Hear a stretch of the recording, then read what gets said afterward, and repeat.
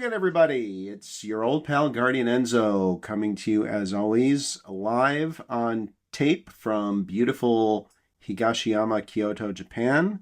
And I'm joined, as always, by my very Scottish but living in England co-host, Samu. How are you today, Samu? I'm doing well. I've been looking forward and building up to this discussion. I feel like this is, even though we've only been doing this podcast for just over a year, this feels like years in the making. We're finally here. Yes, we're finally here. And with that teaser, we're going to talk about Dangers in My Heart, Boku no Kokoro no Yabayatsu, which is a series I've talked about on the YouTube channel before. I did my first, probably not my first, but one of my first Enzo Loves Manga videos about it. Obviously a series I've written up extensively on Lost in Anime, and a series that I feel very, very passionate about. I'll go into this discussion claiming no impartiality here. I love the series. Spoiler, anyone who knows me certainly knows that. And I will say, honestly, just for the sake of kind of filling in the blanks here around the edges of the picture, as it were, I put this off for a long time. And the reason for that is because it's a series that I feel very passionate about. Not only do I love it, but I feel very passionate about it. And it feels very personal to me because it's a series that I was championing when it was a series that nobody was reading. And the first chapters came out and it took a lot of abuse. And I just knew that there was something special here. And it's sort of become a minor kaiju in anime manga. Certainly not a kaiju, but maybe like the kaiju in Dan to Dan before it leveled up to giant status, maybe that kind of kaiju. And I know that my co-host and dear friend Samu is not someone who pulls his punches. He can be pretty savage with his criticisms. He's not a sentimentalist. If you love a series, he doesn't hold back. I wasn't looking forward to that, and there was a certain part of me that's thinking, well, knowing Samu as I know Samu, there are going to be parts of this that he may not love. I mean, I did put YKK and Spirit Circle on here, but Samu has dutifully and courageously allowed his close to the heart favorites to be part of this discussion. So it wasn't really right for me to hold back on Dangers. And Samu will confirm we've had this conversation off and on for like more than a year. What about Bokuyaba? We going to do Bokuyaba? And I've kind of been, well, it's, maybe the next round, but I just decided it was finally time. So Bokuyaba, what is it? It's the English title, The Dangers in My Heart, the full title, Boku no Kokoro no Yabayatsu, pretty much known universally as Bokuyaba, by Norio Sakurai. Began publishing in 2018 in Champion Cross. It's a series that has been nominated for the Manga Taisho. It won the Manga We Most Want to See Animated Award in Anime Japan the year after finishing fourth. It's been highly placed in Manga ga Sugoi category competition. So it's certainly gotten a lot of recognition, deservedly, in my opinion. And it's the story of a second-year middle schooler named Ichikawa Kyoutarou and his, at the beginning, classmate and soon-to-be more Yamada Anna. She is at the top of the social ladder. She is a model. She's ludicrously tall and mature looking for her age, and she models and acts under the name Anna Aquino.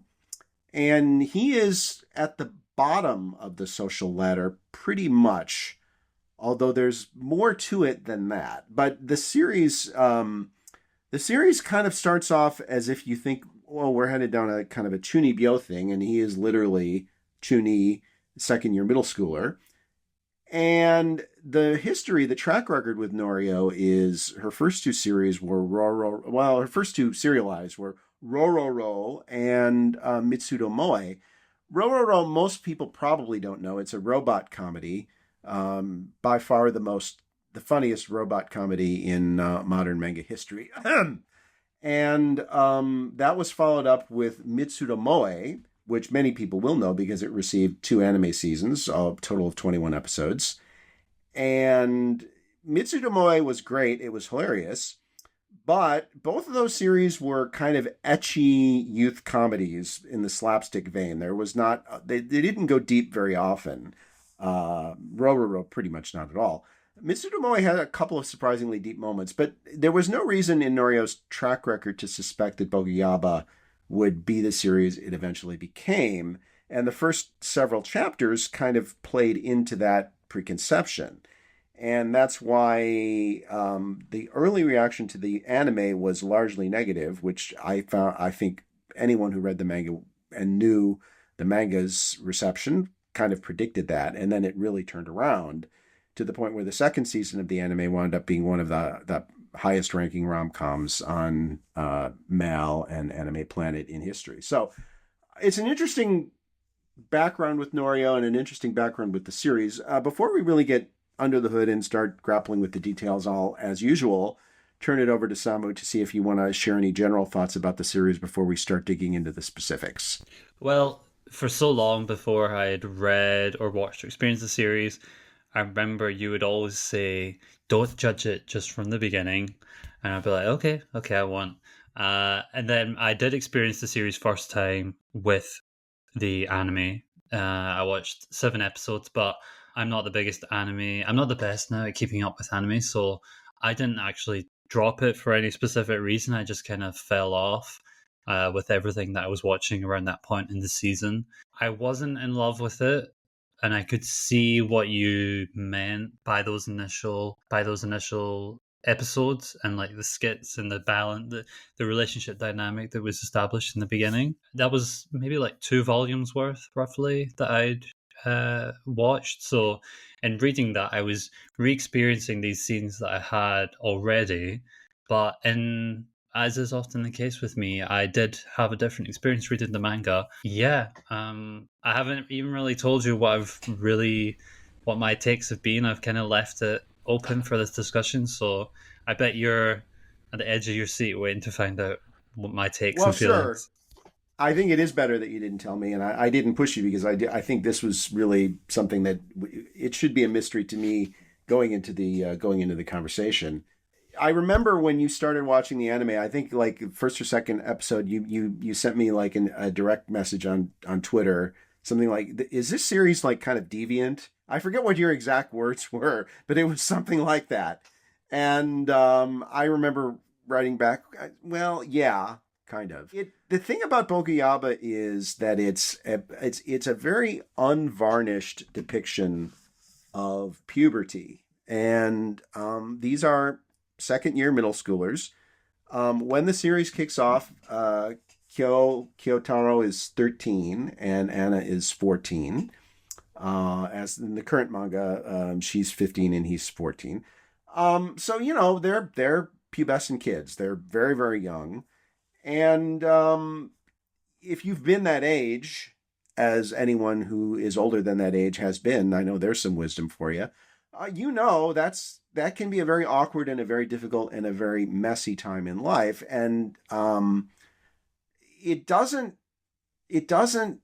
clean any of that up. It doesn't sanitize it. It is a comedy, but it's full of darkness and it's full of difficulty and embarrassment. But I don't feel like it's into awkwardness porn, which you sometimes get with coming of age stories. I mean, yes, it does clearly depict the awkwardness of that age, but not in a fetishistic way. It's more like it's just a realistic and empathetic way. And Norio has in fact said that Kyoutarou, Ichi, as he comes to be known from most of his friends in the manga, is really kind of a manifestation of what she was like as a teenager. So even though she's a woman, she really manifested herself in the male lead, the protagonist, and Anna was kind of a representation of the girls, and when she was awkward and not popular, that she looked up to and was amazed by when she was a kid. So that's kind of the context for Kyoutarou. So the first thing I'll ask you, having read a lot of rom-coms, and I'm sure seen a lot of rom-com anime. Uh, do you find Kyoutarou to be a pretty distinctive and unusual protagonist for this sort of series? Or do you think he's more? Do you think he's more in the traditional vein? How would you rank? How would you assess him as a character in the historical context of romantic comedies? I think he's pretty unique. But then again, you have to, if you consider like what demographic this is seinen, but there's so many archetype tropes for every demographic. Is it the quiet, elusive male leads that the like female character pines after, or is it a more typical shonen blank canvas that is then projected on by the reader to live out what is happening to him? And then I think in Seinen maybe you get a bit more variety in that, especially since it's coming from a different angle where it's made primarily for people who are older, so there's maybe more of a reflective sense to it. And I think having him, especially in the first volume, be as that be like his negativity, his like view on the world and Anna and everyone around him because of the age he is and what point of life he's like. That felt so heightened in the beginning, in a way that when I was reading it, I could tell was there as a way to show the growth, the journey, the change that he is going to have.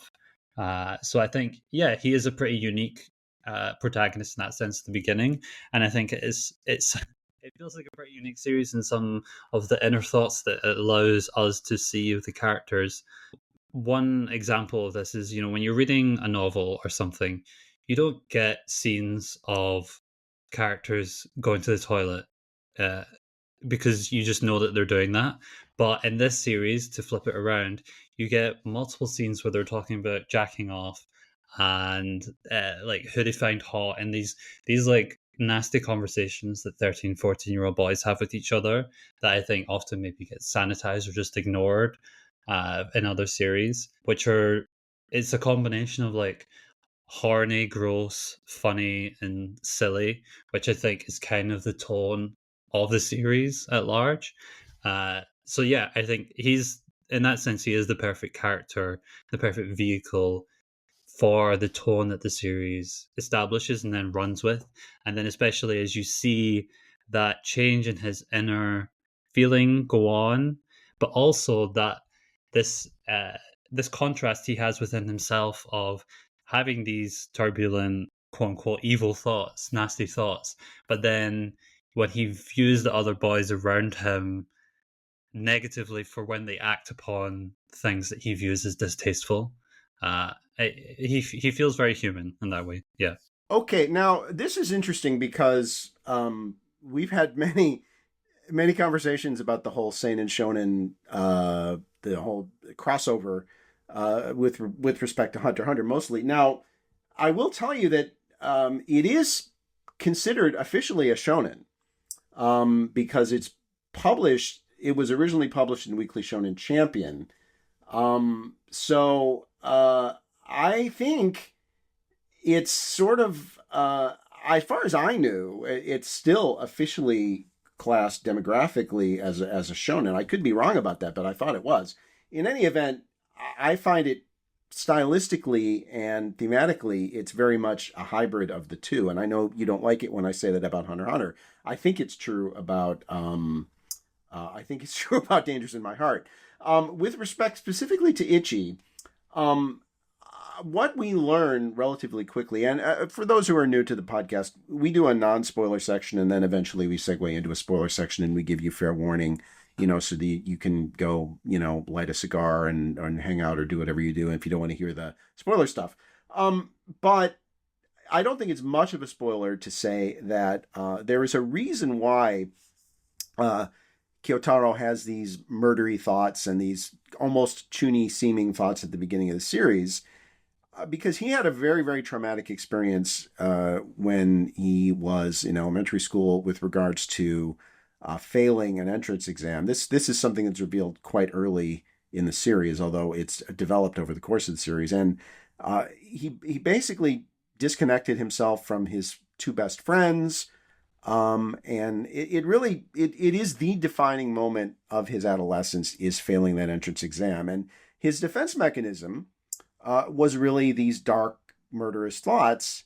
And as the popular girl who, in his own mind, could never have interest in someone like him, Anna was sort of like a natural target for that. Now, to me, it was obvious from the absolute very beginning of the series that this is overcompensation on his part, and none of these murdery thoughts were remotely anything he would actually do. And in fact, he does have some interest in abnormal psychology, just generally speaking. What you have to know about Ichi is he's a very, very smart boy. He's near the top of his class, even though he failed that entrance exam. That's one of the reasons why it was such a karmic shock to him, because he is very smart and he expected to pass it. It's implied that he kind of choked the exam, as some kids do. It's a lot of pressure for an 11-year-old to deal with that, or a 12-year-old.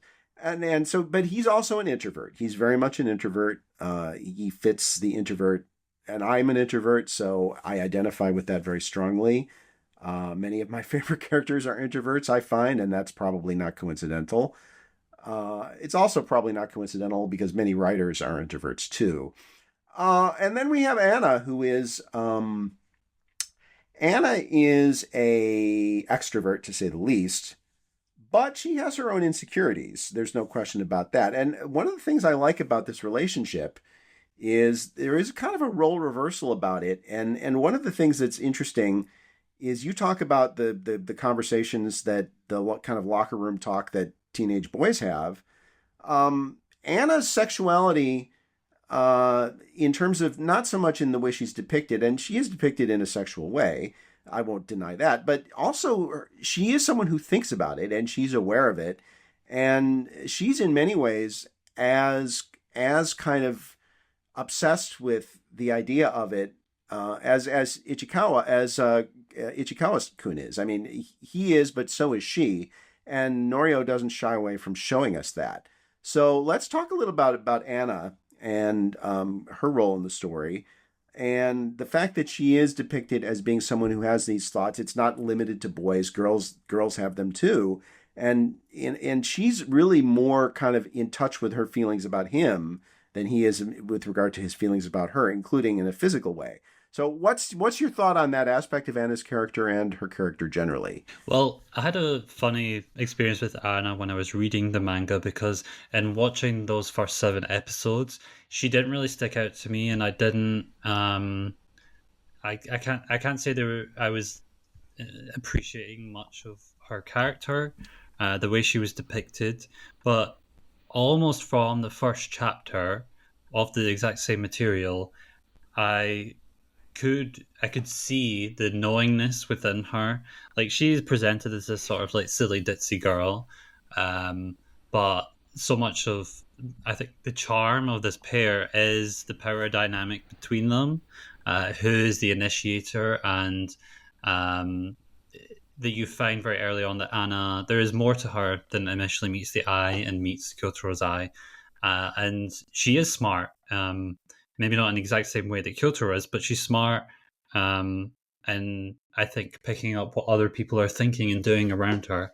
And I think the manga made that very clear in a way that just the anime, I don't know. I don't know what the general opinion of the anime is in comparison to the manga. I know the anime is very popular, but I don't know how many of those people who watch it also read the source material. But I just felt that there was a lot more meat to her depiction in the manga, which maybe that's just my preference for the medium and just the way things were paneled and the way gags were set up. I was like, okay, Anna is in on this joke. She's not like being exploited or the punching Mm. bag unknowingly, which I don't think that felt as obvious to me in the anime. I do have thoughts and feelings, which we'll get to in the spoiler section, about Anna's, let's say, relationship with the reader and how she's depicted.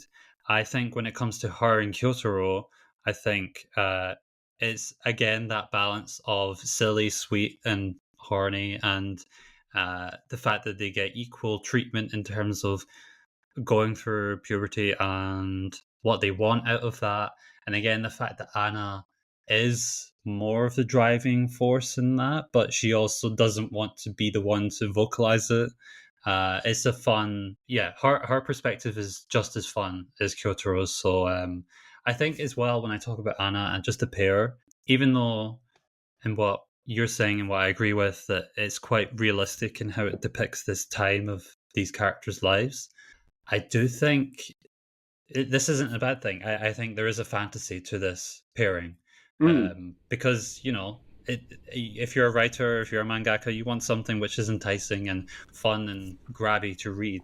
Uh, I don't know if I ever necessarily believe that these two people would have this relationship that these characters have, but that's okay because the series at least sells me on it enough, and because it's so gag heavy in the beginning and then it transitions into what it does, I think the journey is really endearing and fun. Even if I'm sometimes in the back of my head, I'm like, this does lean into the fantasy. Okay. I will say quickly with regards to the perception of the anime among manga readers. I would say it's impossible for me to judge how well the anime depicted certain things because I already had read the manga, so I didn't need to have that communicated to me. I already understood it, so I can't say how well it communicated it to a non-manga reader. I will say the overall view of the anime among manga readers is generally quite positive. The second season more so than the first. One thing I will say about the anime is it does soften. The reality is Anna is just as horny as Ichi is. That's just that to put it in simple terms, they're equally horny. And the anime tones her horniness down quite a bit, and it doesn't tone his down. And I assume that's just because that's considered to be more, that's considered to be more acceptable for anime audiences and more in line with what they expect. But that is a fact, and that may contribute to this perception gap that you describe. And that is one thing that the anime definitely does is it definitely tones down. Like there's one scene where Kyotaro ends up taking a bath at or I forget whose house it was at, but either she had his or he had hers, and he takes a bath, and she's very, very interested in his bath water after he does. And in the manga, it's made very clear, that she's frankly turned on by this. This is like a big deal to her, and the anime totally cut that out. It just like not even in there. So, but generally speaking, I would say most of what the anime does is pretty faithful to what's in the manga character wise, generally speaking. Speaking of character wise, let's talk about the supporting cast before we jump into the spoiler part, because it does have a big supporting cast. One thing I will say, it's true with Anna, it's true with Ichi. Basically, every character, there really is no character in this series who is as they appear the first time. You form an impression about them, and then over the course of their time in the series, if they're around enough, Norio disproves your initial view of that person, at least to an extent. So let's talk about supporting characters. Maybe some supporting characters you think stand out from the cast. One of the most popular is Moeko, who is one of Anna's circle of friends. She has she has three main friends who are close to her, and that group is sort of really important. And Moeko is probably the most popular of that group. She's cute and fun. Has her own self doubts about things. Has a very direct way of speaking, especially when it comes to romance stuff, but longs for more of it in her own life than she actually has. And then another character who I love, who eventually was the one who wound up getting the spin-off manga, is One, Kana, the older sister, Kyotaro's older sister, who, I love almost all the characters in here. Kana is great. She's several years older than Ichi. She's 6 years older. She has a very strong impact on his life. She there are times that during the first round, the first 40, 50 chapters where I started to wonder, is this series going to go down to kind of a Brocon route with this? But it's really not that. She just is an older sister who really loves her younger brother, and she worries for him because he's kind of an emotionally fragile person. And even though she's got her own issues that she's dealing with, she tries to be very protective of him. And I think we see this over and over where she tries to cover for him emotionally to the point where she's probably hindering his emotional development in some ways by being overprotective of him. And his parents, who are kind of two relatively distant figures in the story, especially the father, which I fear is sadly realistic in a lot of cases. But the sister has a very direct impact on his life. So let's talk about supporting cast, those two particularly, or any other ones you want to mention. What is your feeling on the supporting characters in Bokuyaba? Yeah, it's a really good cast. I feel Moeko, or who I like in my head refer to as Broiko, because she's just like such a bro for Anna, and her level of awareness of things that are happening is so ahead of everyone else. Yeah, I think she's great, and I think her relationship with Kyoutarou is a nice one. I like that Kyoto does develop these nice non-romantic relationships with these other girls around him as almost this bridge that some of his other classmates like Adachi can't do. Adachi, who he's a funny one where in the beginning I found him amusing in the abrasive way that he is, but again he's also one where there is more to him than meets the eye, and Yes. I think he feels like one where whenever the series does wrap up, we could get a nice cap off to his arc in some way. But some other standouts, I think, for me are I like Kenta and Honoka. I think that's a cute little thing that starts off quite early on. Um, there's a character who gets introduced a little bit later who I hope gets more because I think what we see of her is quite interesting. That's Hanzawa with the like light colored Yes. hair. I think there's Mm. something there in how she could where she sits in this classroom dynamic, but I don't know if she's really been utilized to the full capacity that I thought she might have. But maybe my favorite side character of them all is Yamada's father, Yuki, who Mm. is to me the definition of gap moy. He You must love the last batch of chapters then. is I you know the Anna Kyotaro relationship is the driving force of the series, but another bond that I really love is her father and Kyotaro. I think this sort Mm. of I agree. relationship that they have, and his like awkwardness and how he's tackling this, and how he just wants a little gaming a little gaming bro to be with. Yeah, I think one of my favorite chapters in the series does include a scene where Kyotaro is at the house with just him, and yeah, every time he's on screen, I'm like the adorable factor is high, and also he's just kind of hilarious in everything that he does, whether it be reactive or what he puts Kyotaro through. I think it's pretty clear. Anna sees something of her dad in Kyotaro. I don't think there's any question about that, and she's probably not aware of it, but there's no question about it that those two are very kindred spirits in a way. I want to talk more about them, but we'll go into the spoiler section. But the one thing I want to say about Hanazawa, who you mentioned, you may not be aware, but there is actually a fan theory that she is Anna and Ichi's daughter from the future. So if you're ever curious and want to go down that rabbit hole, you can Google that. Hanzawa. I think it's, yeah, I think Ah. it's almost certainly just pure fantasy. But it's fun that people come up with something in a series with, as far as we're aware, no magical reality, unless you count Nagorikawa, and it's pretty clear that he's a figment of Kyotaro's imagination. But fans have come up with this theory and actually found evidence to support it. So, like I said, if you're ever in the mood for,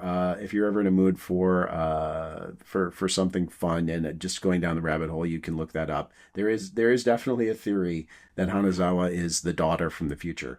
But on that note, let's talk about let's go into the spoiler discussion.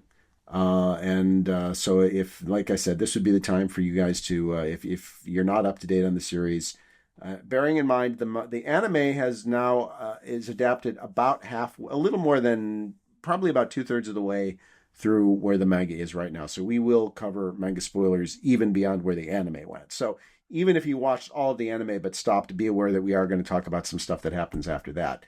There is kind of a book one and book two element to Bokuyaba, which is the pre-relationship and the post-relationship. And I think what we see is that, to an extent, uh, Anna is Anna is the one who pursues Kyoutarou through more than he pursues her, because she's the one who has confidence. And so the two things I'll say. One is, there's a big debate among readers of what was the moment when Anna fell in love with Kyoutarou. So I'll ask you, when you think that was, and just generally, what is your feeling about the pre and post relationship reveal element of the series? Is there one half of it that you prefer strongly over the other, or do you think they're good in different ways? It's always fun to see how a rom com or romance series deals with the solidifying of a relationship, because sometimes, like, will it end there? Is it so beginning in the series that it's about that, or is it somewhere in between? And yes, I do think overall, I think the pre-relationship is probably my favorite. I think the build up to it is so much of what made it funny and cute. But then also, I do think that the second half, or everything beyond that point, has the highest highs. But maybe also for me is where the series dips, just by the nature of where these characters at that point in their relationship and things that are happening around them. So yeah, maybe they kind of even out to be somewhat the same, but for different reasons. And yeah, I really like the build up to the relationship, and I was definitely on board. I was like, okay, I'm really curious to see now what the series evolves into. Um, and then I suppose we're going to get into that. Well, yeah, and then, as with regarding to answering my own question of when Anna fell in love with Kyotaro, I think there's two moments that stand out for me. One of them was after she hurt her nose playing getting hit with a basketball, and he left a bunch of tissues, packages of tissues, through the library, which is their traditional meeting spot for her to use. And then the other was when they were on the class trip, which was to the publishing house, Akita Shoten, which publishes the magazine. And you know, Ichi is a bit of an otaku, and so he loves stuff like grappler baki and all that stuff. So he geeked out over that, but then they got separated on the way home and ended up missing their train. And so Anna got quite upset about it, and he bought her a milk tea. And you'll notice several times later in the series that milk tea has remained on her nightstand by her bed, and has never left. She's kept it there. So I think Oh, those are the two moments. I didn't Yeah, notice that.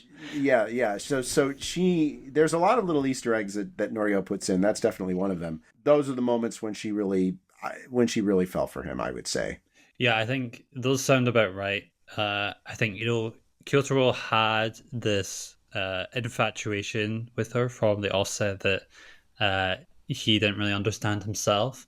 But I would probably say that Anna, I think Yamada, she developed those quote unquote real feelings for him, I would say probably sooner than he did for her, which is I probably agree. carried throughout the whole series, where she's always a few steps ahead and what happens next for the relationship. Yeah, I agree with that. And so let's piggyback on that and talk about. You mentioned the relationship, the friendship that Ichi develops with the other girls. I think he does have nice friendships with Kenta and Adachi, actually, and it's nice. I think one of the things I really like is you can see how happy Anna is when he develops like normal boy friendships with those two because she wants him to have that element in his life, which I think is really kind of moving, actually, that she's so visibly happy whenever she sees him like doing guy stuff with them. But as far as the relationship that he develops with the girls in her friend group, where almost he becomes like the fifth Beatle in their group, actually. And at one point, they actually go off on a study trip together, the four girls and him, which, believe me, for a 14-year-old in junior high school, that's pretty weird and wild stuff right there. Um, I think that in part that, and I would say for sure, Broeko is the one he has the closest friendship with, and over the course of time, um, they become even closer, and she becomes sort of the main cheerleader for their relationship, really. The other two girls in the group are Kobayashi Chihiro, who everyone calls Bayashiko, and Serene, and Urine, excuse me, what is her full name? Serene is what everybody calls her. Now I've forgotten her full name. But so she's kind of a bit of a Gyaru figure, and she's a tough talker, but it kind of belies that she's actually Yoshida Serena, and she's kind of the hardest one to get to know. Bayashiko is a the childish one with a bunch of little brothers, and so she's the one who gets theoretically kept in the dark about the relationship the longest. Although I personally think she's known for a long time and has been sandbagging it. But one of my pet theories about that relationship is I feel like that Ichikawa has grown up in a house with two strong women, and we see his mom and his sister are both very strong personalities. They're both pretty active in his life, and his dad, who is seemingly a nice man, but he's a college professor. He's 13 years older than their mom, which Lord knows there's a backstory there I would love to see, but we may never get it. He seems to be a pretty distant figure. He doesn't have a lot of practical role in Kyo's life that we see. And in fact, one point when Anna is staying over at Kyo's house after his birthday party, she asks, "So what does your dad call you?" She says, "What does your papa call you?" Because she calls her dad Papa. And his response is, "He doesn't call me much of anything lately," which I found to be kind of like arguably the saddest moment in the entire series, just thinking about it. But one of the things I take away from all this is that I think that he's become a boy who's more comfortable in the company of girls than he is in the company of other boys.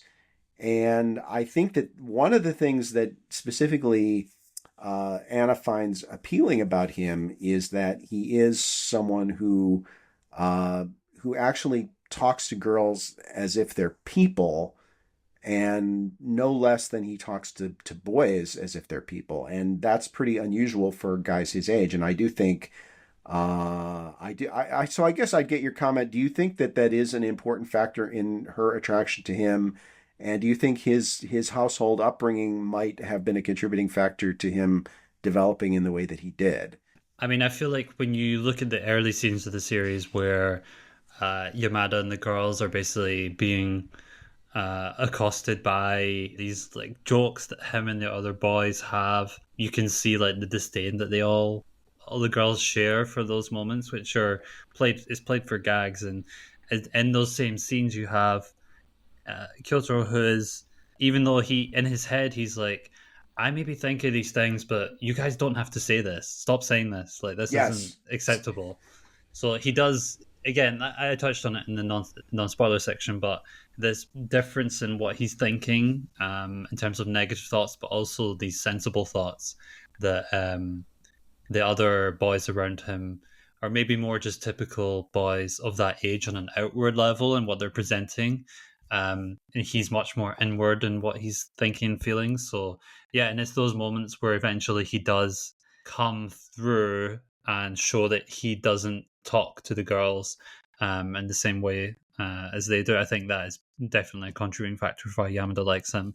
And then another touch that I do like when it comes to his relationship with all the girls is the evolving of the speech bubbles and the depiction of how quietly he's speaking to them, which is actually quite gradual. It is pointed out a few volumes in, but then when you look over it, you're like, oh yeah, eventually he does like his manner of speaking and the way that it's paneled does change as well.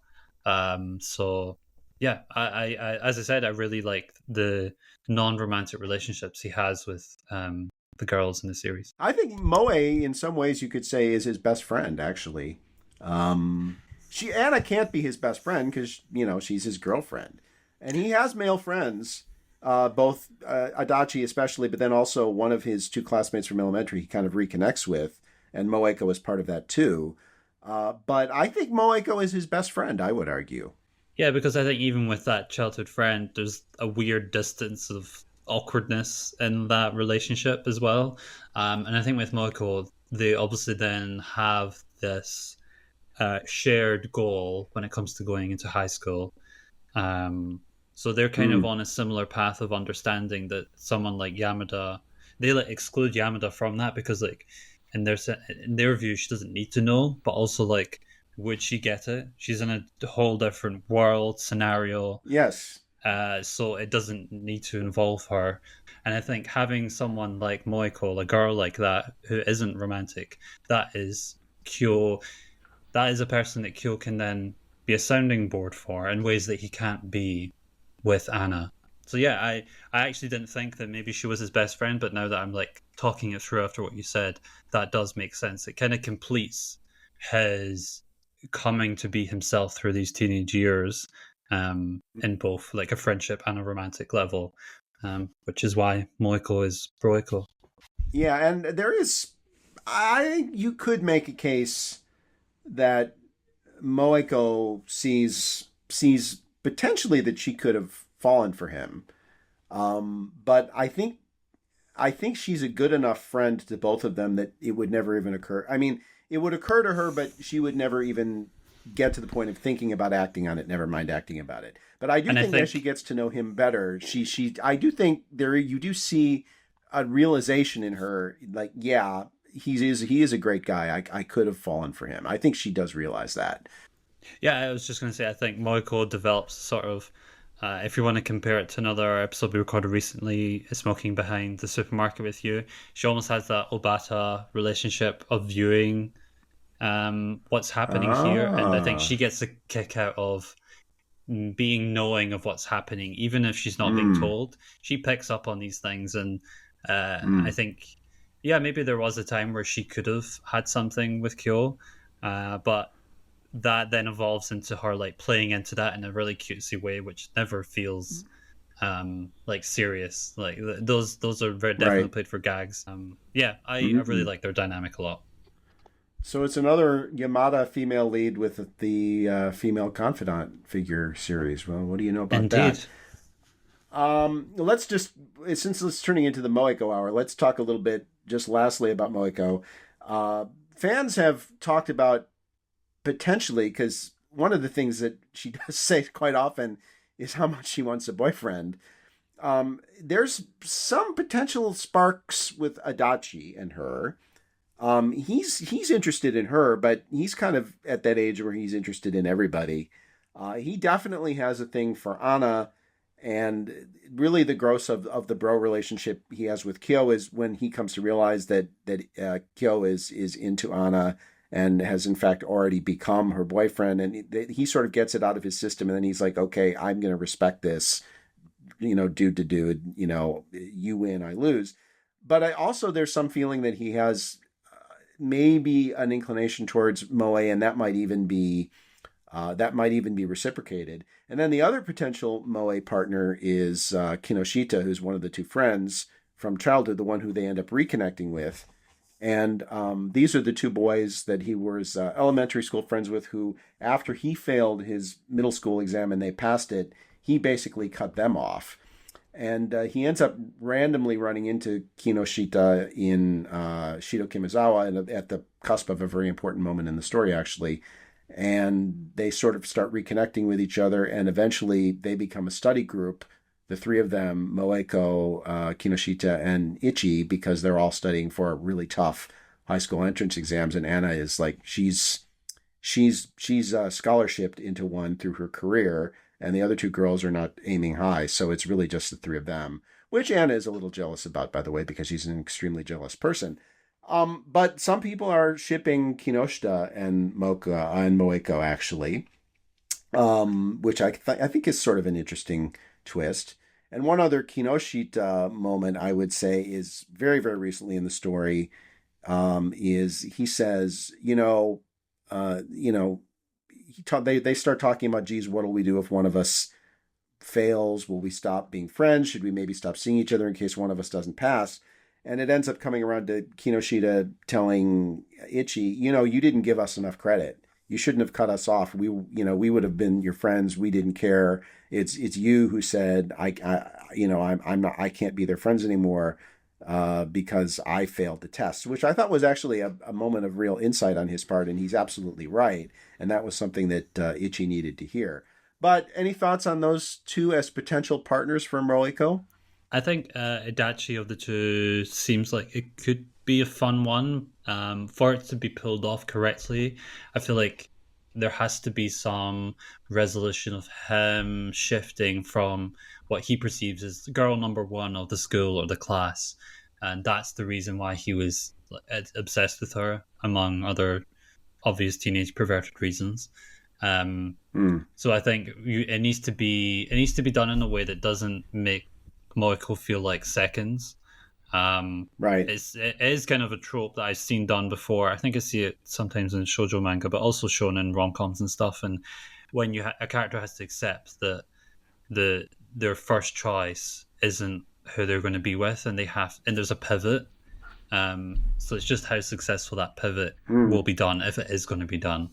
And then to touch on something else you just mentioned as well, I feel a little bit distant, even though I have said that I like Moeko and Kyoutarou, and I like this now shared experience that they have, excluding Anna, from when it comes to like these exams, getting into high school.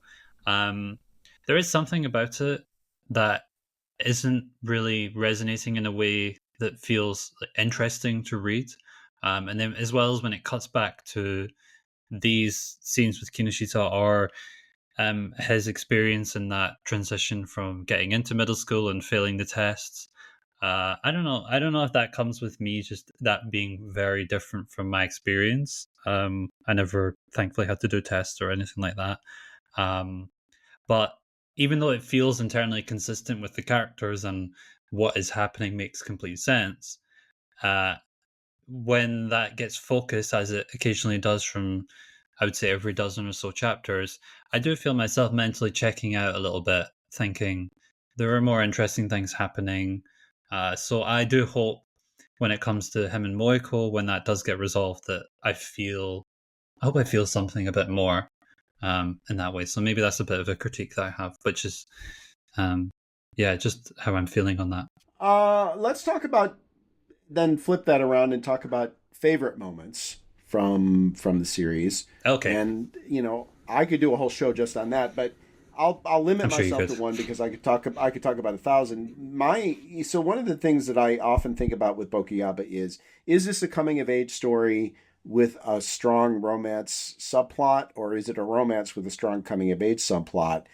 And I lean toward the former, and I think that it really is more about Kyo's self self realization as a human being, even than it is about the relationship with Anna. And certainly it's about both, but I think even more it's about, because even the relationship with her, it's contingent on his relationship with himself, and that's something he comes to understand over the course of the series. And so my favorite moment probably of the entire series is, it was actually depicted in the second season of the anime, is when his homeroom teacher, this is when they're still second year middle school, Ichi is very introverted, but he is a very good student. So the homeroom teacher decides he's going to be helpful and proactive, and make him give the congratulations speech to the third year students at their graduation, which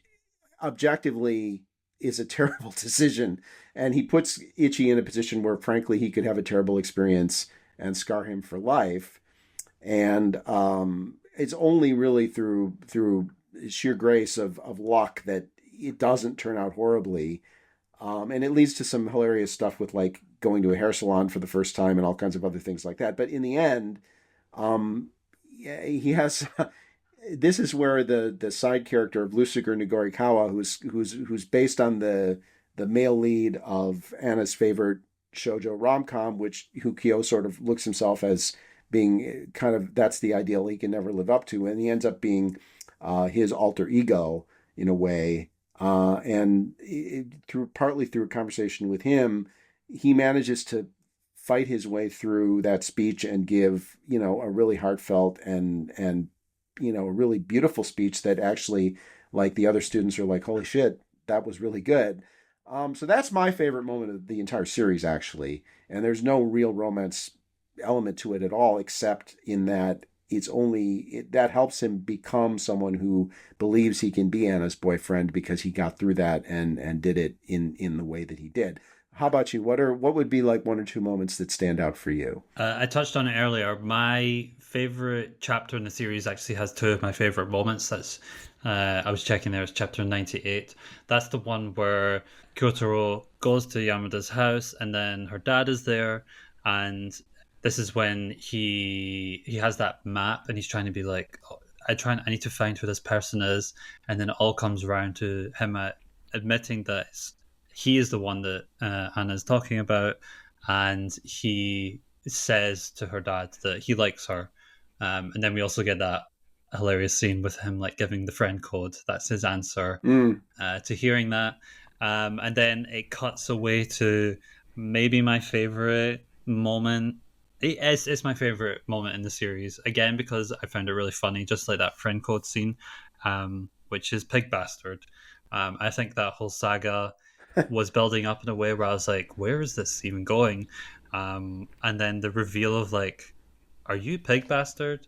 That At was the ramen shop. I was like genuinely, yeah, that was amazing. That was, so that chapter like contains my favorite characters and my favorite gag in the series, and funnily enough, it's also one that is not super romance heavy either. So I think maybe that tells you that I do like the series most. I think when it's leaning into the like the funny situations these characters get put in with each other. Yeah, I love that one too, and I think, as you said earlier, any scene with Ichikawa and his parents is great, and there have been many more of those recently.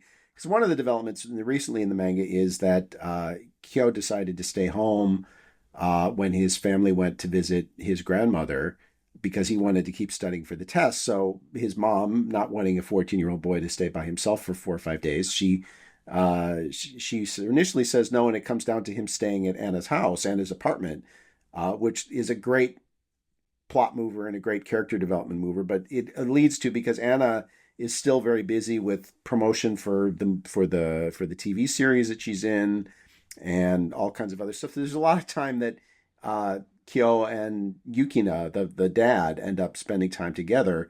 And Yukina is just like Kyo. He's awkward, and but he's a super interesting guy. He's a very nice guy, really. He's in a house with two strong women, and I think he sees kind of more than a gaming partner. I think he sees kind of a little bit of a soulmate situation. So he has initial resistance to Ichi because this is the guy who wants to be his daughter's boyfriend. But I think the first big step to breaking that down was that very scene you mentioned, where Ichikawa went out, on his own in the middle of the night with mismatched shoes on because he was so worried, about Anna. And his dad saw the level of emotional commitment that he had to his daughter with that. But all their stuff together is great. And I love Sanai, the mom, too. She's I really like her a lot. She's someone who's very different than she initially appears to be. She initially comes off as being kind of a showbiz mom and very kind of stern, and then we realize that she's really kind of a big pussycat. But I did want to talk a little bit about the difference in the depiction level with Anna's parents and Ichikawa's parents. Do you think that's a bit of a problem? Because his parents, this is a series that doesn't miss a lot of detail. It really aims to be, I think, a very comprehensive coming-of-age rom-com. But his parents remain very, very, peripheral figures in the story. And there's still time for that to change. But Do you want that to change? Do you think it matters that they haven't become larger figures in the story? I don't think my enjoyment of it hinges upon it. I think maybe it's a little disappointing or just like a missed opportunity that Norio Sakura hasn't managed to make interesting characters or dynamics in the same way that she has for so many other characters in the series. So yeah, I think maybe just missed opportunity for just a extra shade that she could add to his character. But it just maybe it just feels like she couldn't come up with something, or that she feels like what Kyoutarou gets out of the others around him is enough as it is. And I feel like, to a certain extent, that one of the reasons he's bonding with Yukina is because he doesn't have a real relationship, as far as we can tell, with his own father. And I think, you hate to say it, but I feel like that may be one of the reasons why those two are bonding as well as they have. Okay, let's talk about maybe an edgier topic, but one that I don't think that one can talk about Bokuyaba without touching on it is. We'll just lay it flat out there, and I'll let you run with it. Is Anna too sexualized given her age? Is the characterization of Anna too sexualized given her age in the story, 15 years old? Yeah, so this is the part I've been, I think, fairly positive throughout this whole discussion. But I have some mixed feelings on the series, and I think maybe this goes back to when I said why I like the pre-relationship series more on an average level, in terms of what we were getting.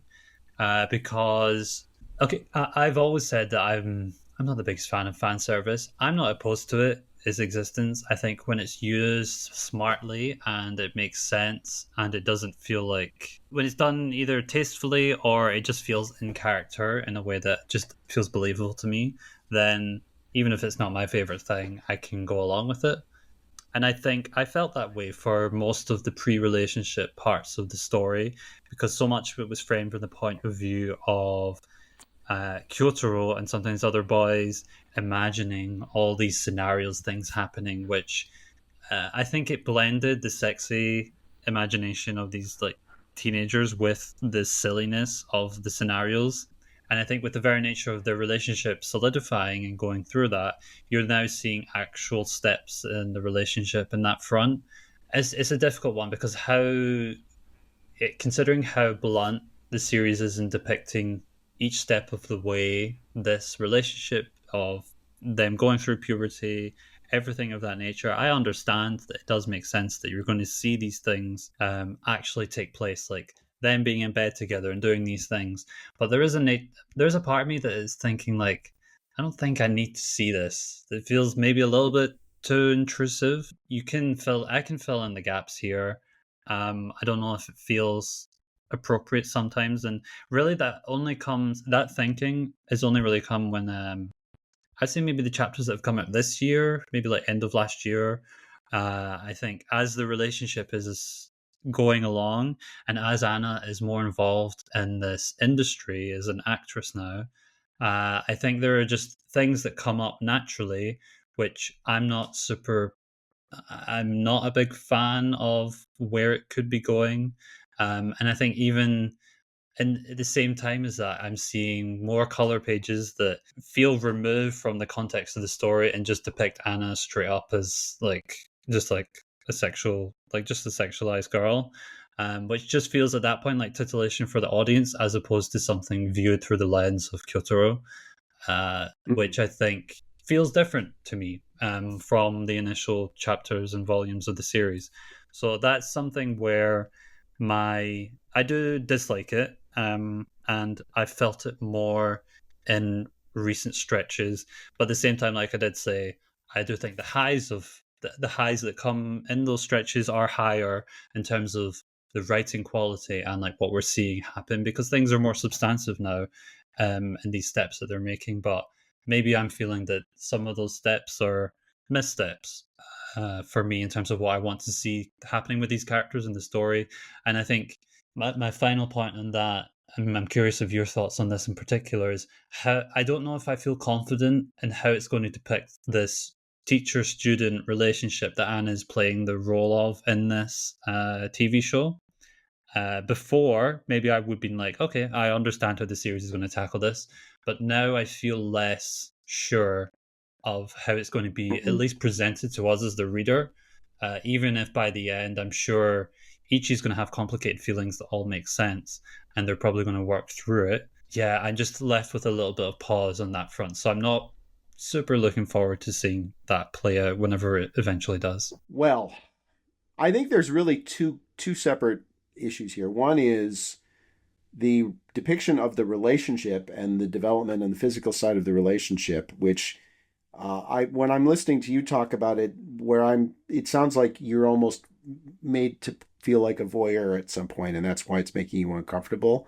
And then there's the other side of it is the literal physical depiction of Anna as a big busty, beautiful young lady who's 15 years old.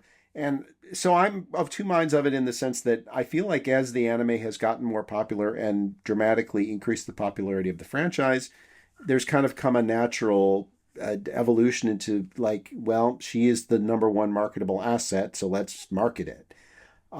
So I do feel like that has kind of erred on the side of titillation at some points. As far as the actual depiction of the relationship itself, I am of a different mind than you because I think that one of the things that Norio is trying to do is do things that rom-coms don't normally do. And rom-coms about people this age do not try to realistically depict the physical side of the relationship. It's either just straight up done for comedy, or it's an ecchi series and it's straight up done for horniness, or it's ignored altogether. She's trying to avoid all those minds and do it as a actual realistic depiction of the budding physical relationship between two teenagers who are in love. And I think so far I would say she's done actually quite a good job of that, because what we've seen between the pair of them is Kyo being obsessed with this and how and how he thinks about it all the time, but has a hard time acting on it, and how awkward it is when the two of them actually I don't want to say consummate because that implies something that isn't happening, but when they actually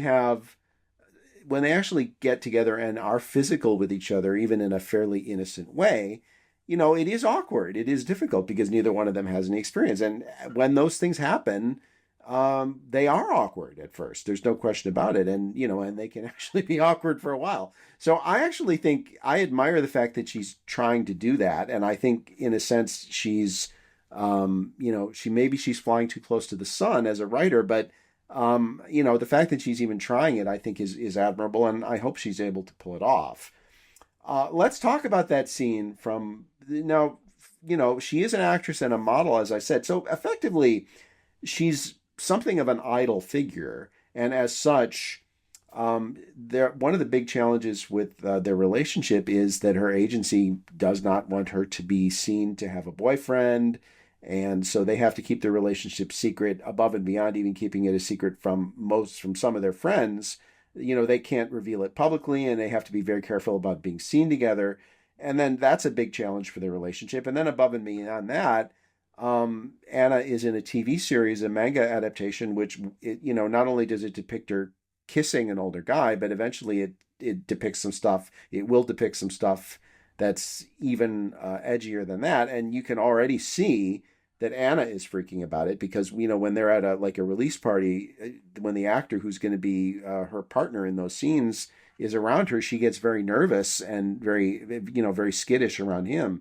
So I do think this is going to be a challenge in their relationship. And it is something that they're going to have to, it's something that they're going to have to work through because, she's going to be doing things on screen that he's not comfortable seeing his girlfriend involved in. And so because she is someone who's sort of a public figure, not only does he have to hide his own connection to her, but he has to share her with the world in a sense. So given that his standing in the relationship is somewhat dubious to begin with, and that she's normally the assertive one, his confidence level is never the highest. This is going to be a real challenge for their relationship. And I would also say, maybe you disagree with me on this, but I would say that uh, she's actually the more assertive physically than he is as a rule. Now we finally started to see, like their most recent, makeout session, if you will, happens at his instigation. But for the most part, she's been the instigator for these taking these baby steps and the physical side of the relationship. Wouldn't you agree? No, she does. So I mean, that always the balance felt different in that way, so that it never for the longest time, I just felt like it never crossed into this super uncomfortable territory, even when it was sexualized. Like I said, it felt like it was through a lens that just like muddied it in a way that was like horny, silly, and funny all at the same time. And then maybe now it just feels more like a straightforward. Yeah, it is awkward, I admit, when they're having these real intimate moments together.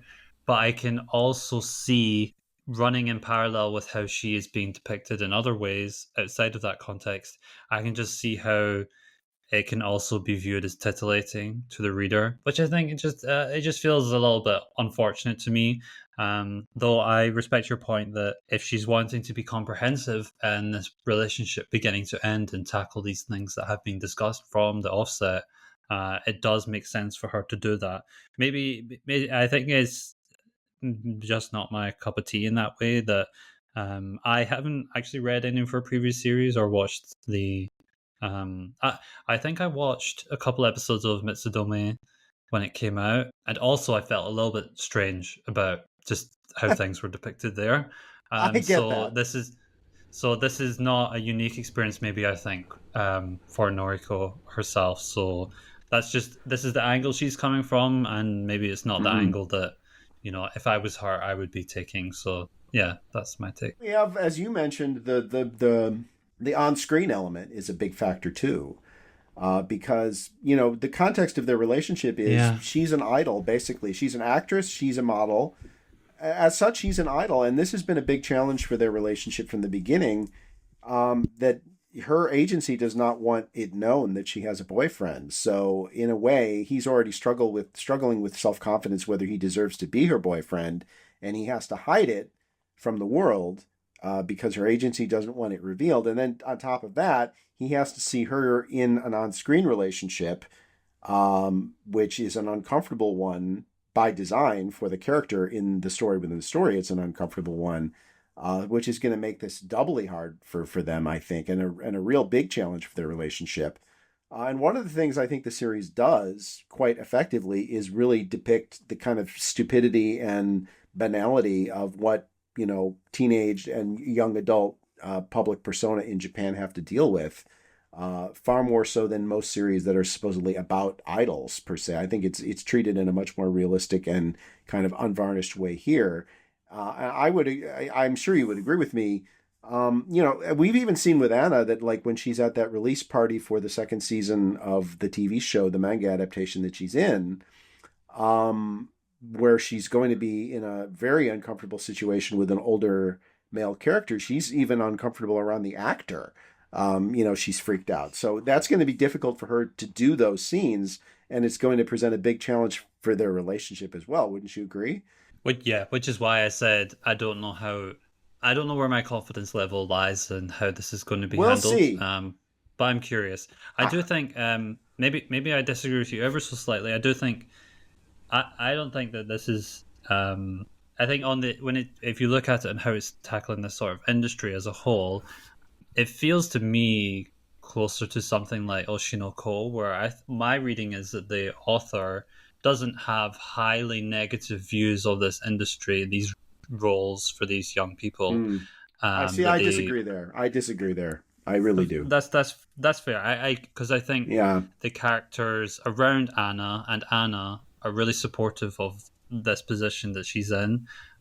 There are shades of seeing the negative side of that life that are depicted, but I don't think it's ever going to land on a super critical point. Personally, I think it's still going to balance this line to continue using this like setup that we have for her character and her career and how it works for the relationship without getting too much into that. In a way, it kind of reminds me of a certain character in Himatan where so many characters are supportive of her. Though I would argue that in this series, there is so much more negativity shown in that front. That one's very glossed over. And maybe we'll say that for a different conversation one day. But Well, yeah, yeah. yeah, Maybe that the scenes we're talking about in that TV show are going to be a good test of that to maybe prove which one of us is right, because that's kind of going to be a should have got off the pot moment for Norio as a writer and how she depicts those moments. And I do think an element of this too is she is very young, and so as such, even though she's a part of this industry, she's protected. She's got people trying to protect her from the seedier elements of it in a way an older girl wouldn't have.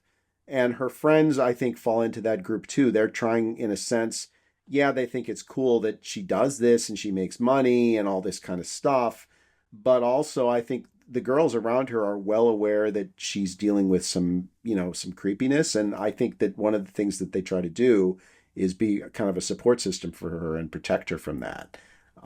Which I think is, maybe a pretty realistic take of how those kind of friendships can happen. But in any event, okay, so we're getting close to the end of the road here. It's been a long road indeed. I want to just talk last main story point, the high school entrance exams. Obviously, we've talked about how Ichikawa's failure on his junior high school entrance exam. And may I just say, I think it's really hideous that kids that age in this country are put under that kind of pressure with entrance exams. But it is what it is. So now he chose to apply and examine for a really high level high school. I think in a sense because he wanted to exorcise this demon that had been haunting him. And I think the fact that he was able to become Anna's boyfriend and develop some social relationships with other people, I think that gave him maybe the belief in himself that he wanted to try it. We've seen some kind of mixed signals in the last couple chapters. Where do you think the exam situation, where do you think that will end up? Will he pass his high school exam or will he not? What do you think? I feel like there's been so much build up to it. So many scenes, and it's being established how hard him and everyone around him are dealing with this. So I'm sure it could be dealt with in an interesting way if he does fail. But I feel like that it's that would be a towards... blow. That would be a blow if that happened, though. That would be a for blow. him and for the readers. It would. I'm sure it could be written in an interesting and affirming way by the end. But I feel like that's probably I don't want that for the him. B option at the moment. Yeah. Yeah, I don't want that for him. He's earned it. Yeah. I feel like the series is focused enough on his efforts that there would be maybe a bit more explaining narratively needed. If that is the conclusion. And I do feel like the series might also end at that point. I would be very, very shocked if this goes into high school. I feel like this feels like a series that encapsulates this experience at this particular age. And since so much of the framing with Kyoutarou is around how he ended up in this school, I think it may make sense for him moving on to then that be the ending, and then us not necessarily see what comes of the relationship post that point. Yeah, I think that's my prediction on that front.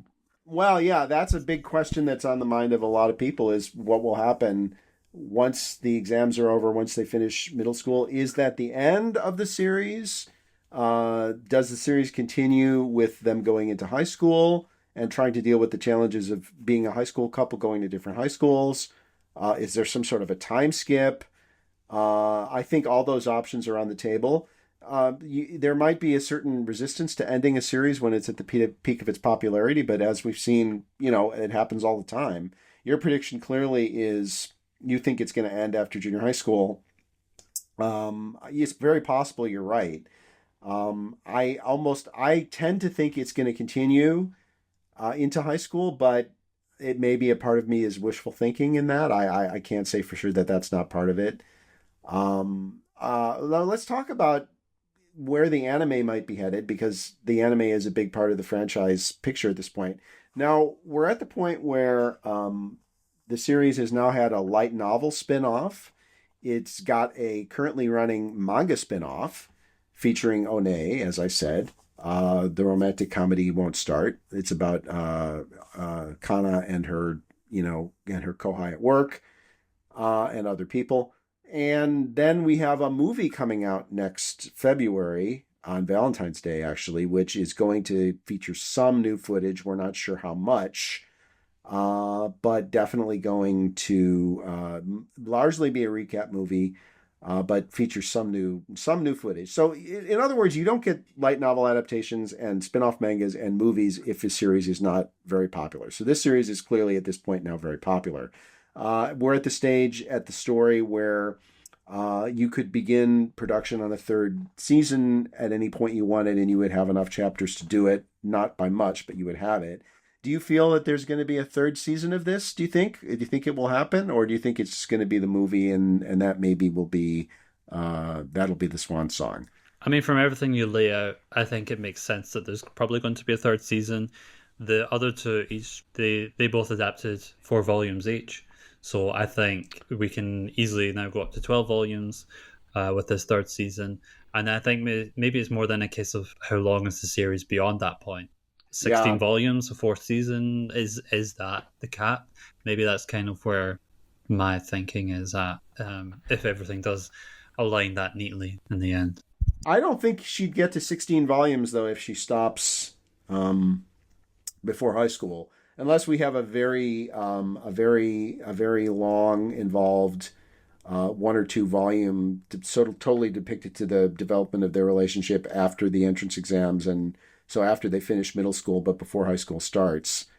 Ending, one could imagine a place where that might theoretically end if she chose to go that route. I think she would have to be very, very detailed on that 2 month period if she were to go to 16 volumes based on that. And I'm not saying she's necessarily going to make a story decision based on how it would work for anime, but it is a factor. Production committees are certainly aware of that kind of thing. So that'll be very interesting. So bear in mind again the movie coming out in February.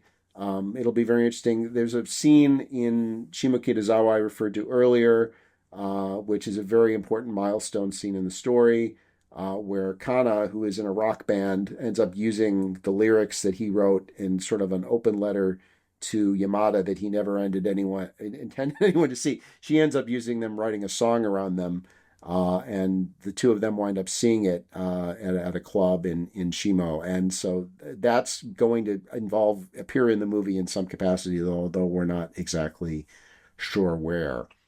Okay, so that is our, sorry for so long, but it means a lot to me, discussion on Dangers in My Heart.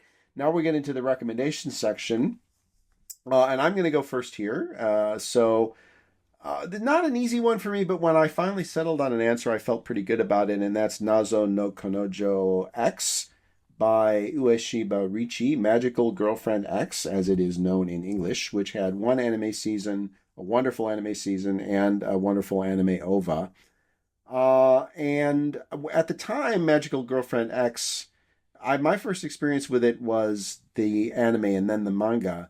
It felt to me at the time it was the age-up version of Fooly-Cooly. Fooly-Cooly to me was like the puberty anime, and Nazo no Kanojo X was the high school anime, basically involving the physical side of being a teenager. And one of the things that Ueshiba talks about in relation to Nazo no Kanojo X is he said that in his mind it was a giant robot mecha series where the girl was the giant robot. And I think that applies to quite a few series, actually, if you look at the metaphor. And I think it very much applies to Bokuyaba. It is very much a giant robot series where the girl is the giant robot. And it's similarly unvarnished and similarly messy, but also sweet. Magical Girlfriend X has the quality of being simultaneously kind of grimy and awkward, but also very sweet. And I think Bokuyaba absolutely has that ability too. So my pick, Nazo no Kanojo X by Ueshiba Riichi, which I highly recommend both in manga and anime form, however you would care to consume it. So let's turn it over to Samu. What is your recommendation for Bokuyaba? I've gone a bit niche on this. I could have There are a couple of other rom coms where I can see a similar dynamic between Kyoutarou and Anna, but I went for something a bit different. Mine's is My Perverted Youth by Hata Takashi, and it's another one of those BL titles I'm recommending. It's a single volume one. I feel like it covers similar tone in terms of, as the title suggests, a perverted youth. This one is set at the end of high school, though. Two characters are about to graduate, these two boys. And like with Dangers in My Heart, it has this balance of the silly with the perversion, with these two virgin characters and how they're navigating that between themselves. These scenes where they're imagining the other one and this various scenarios that then builds up to what happens in their relationship by the end. I think, yeah, it's similar. It has the best points of what I think this series is, which is the usage of the gags and the funny tone to make light of that sort of adolescent puberty, that stage in their school life is a bit different in that this one is high school, and for Bokuyaba it's middle school. But yes, that's my recommendation. Yeah, we both chose high school ones. And maybe not coincidental in the fact that junior high school rom coms are actually relatively rare. Maybe less rare now than they used to be, but relatively rare. And I find often to be of higher quality than high school rom coms, actually, for reasons that could be a podcast all to themselves. But in any event, now we come to the moment we've all been waiting for. I feel like we should get a drum roll here if Ginger Baker were available. Um, yeah, is the score time. And I'm going to go first here because the big moment of suspense is Samu's score. You probably all know what mine is going to be more or less, and you're going to be pretty close. I'm giving it 97 out of 100. Um, it is my favorite rom com of all time. I'm not going to say it's my favorite anime or favorite manga of all time. It's not, but it is my favorite rom com of all time. I do love it on a very personal level, more so than even some series I might objectively consider to be quote unquote better. And I will say that Ichikawa Kyoutarou Ichi is my favorite rom com protagonist. Uh, Possibly my favorite male lead in anime manga in the last decade, or really, really close. Just a fantastic character. Anna may be my favorite female lead in rom com too. I think she's fantastic, but I do think that Kyo is the one who really drives the boat here. Kyotaro, he's the engine of the series. He's the factor that makes it, I think, as unique as it is, more so than anything else. And that is, that 97. Like I said, I've said this before in our conversations. Hunter x Hunter and other things. I don't give hundreds. I've never given 100.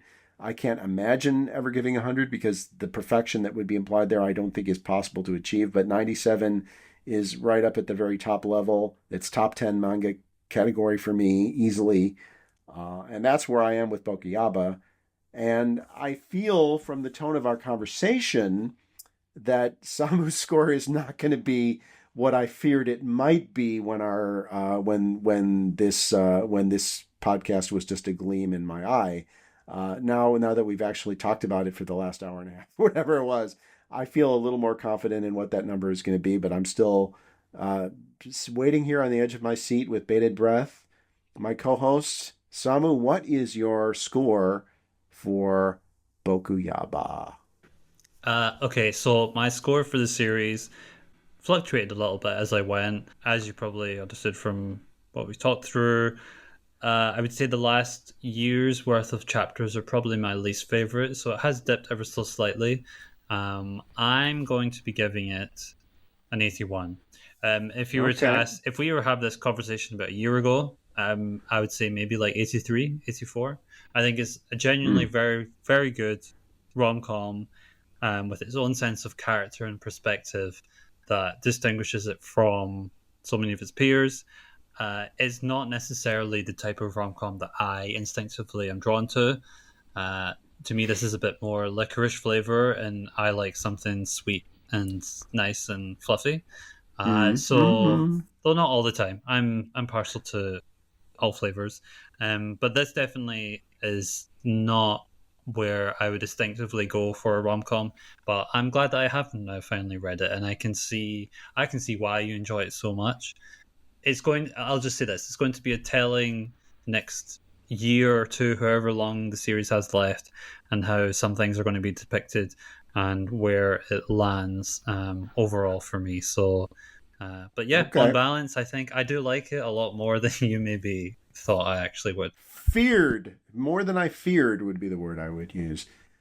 Wow, I'm breathing a sigh of relief to a certain extent.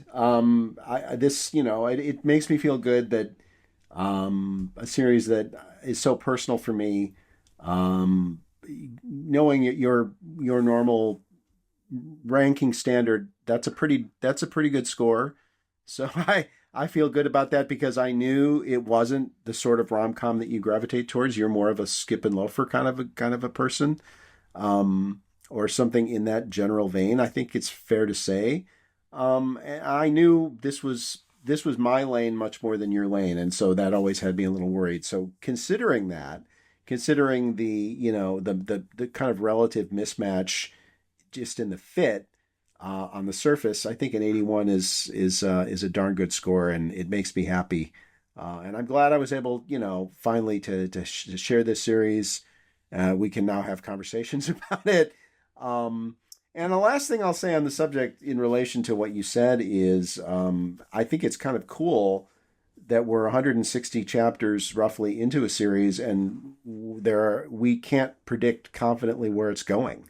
As you said, there's going to be very telling because we just don't know. There's so many different directions this could go, and the way it could handle the developments that are coming up. And I think that sense of uncertainty is in and of itself a reflection of the fact that she's doing something really interesting here and breaking with tradition quite a bit. So I think that's a good thing. But yes, I agree. It's a lot of uncertainty going forward and what happens from here. So that then is our conversation about Bokuyaba, Dangers in My Heart, Boku no Kokoro no Yabayatsu, Sakurai Norio. And I hope you've enjoyed this conversation as much as I've enjoyed having it. And Samu, thank you very much, first of all, for agreeing to have a long conversation about a series that I really love. And second of all, for going into it with an open mind and, coming to appreciate some of what I appreciate about it.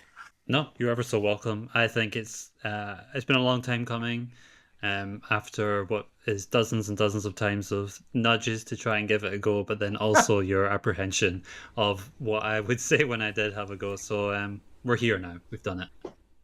Yeah, we're here. We've done it, and it worked out better than I probably hoped it would. So I'm very happy with that, and I appreciate your even-handedness and your openness to the charms of this wonderful series. Even if your score is too low, I still feel good about it. So thank you everybody for listening. Thank you for watching. Thank you, Samu, for participating in a great conversation. And to all of our listeners out there, as always, like, comment, subscribe, all that good stuff. Actionables, they matter.